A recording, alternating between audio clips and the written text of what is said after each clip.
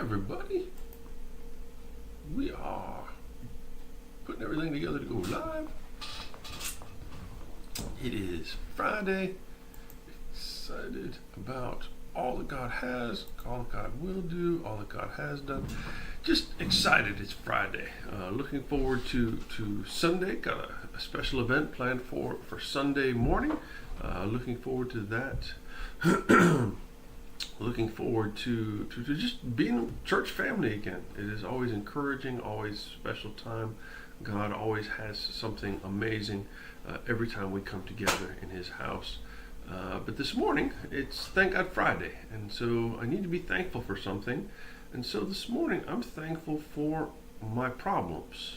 Now, nobody's ever thankful for their problems, but the reality is God puts our problems in our lives to guide us closer to Him, to grow something inside us, to teach us lessons, to do things in our life because He loves us.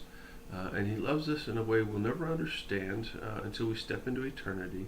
And He loves us with a perfect love, and He loves us with a pure love, and He loves us with a love that comes with His power and perspective. You see, He exists outside of time. He exists beyond the end of our life. He exists before the beginning of our life, and He has all power. And so everything He does comes from the love that He has and the power that He has.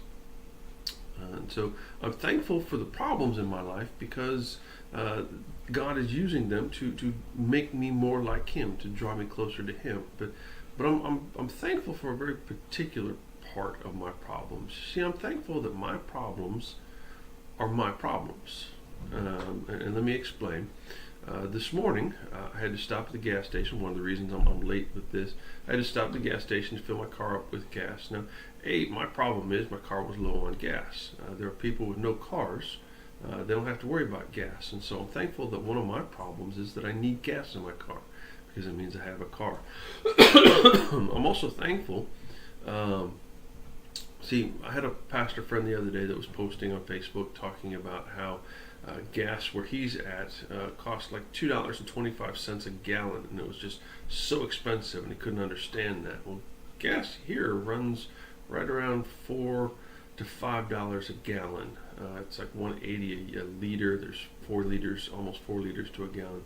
I don't know how all that works out. I'm not really worried about it. Even with the U.S. military, we get a discounted rate, but it's still higher than like $3 a gallon. It's expensive, but here's the reality.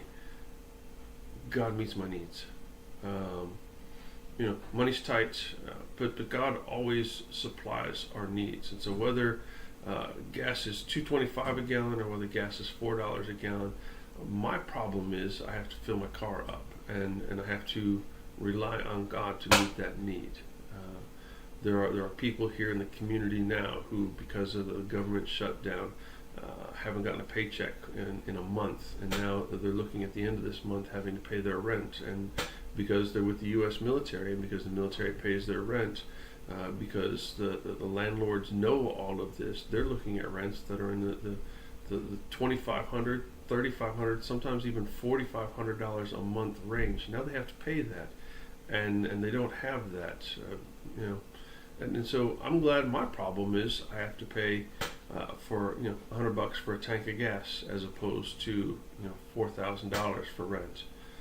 God meets our needs. God knows what we can deal with. God knows what's there. Now, statement I've heard in churches all the time: God will never give you more than you can bear. Well, the reality is, we see with Job, God's going to give us so many problems, so many things that we have to turn to Him. We can't do it on our own.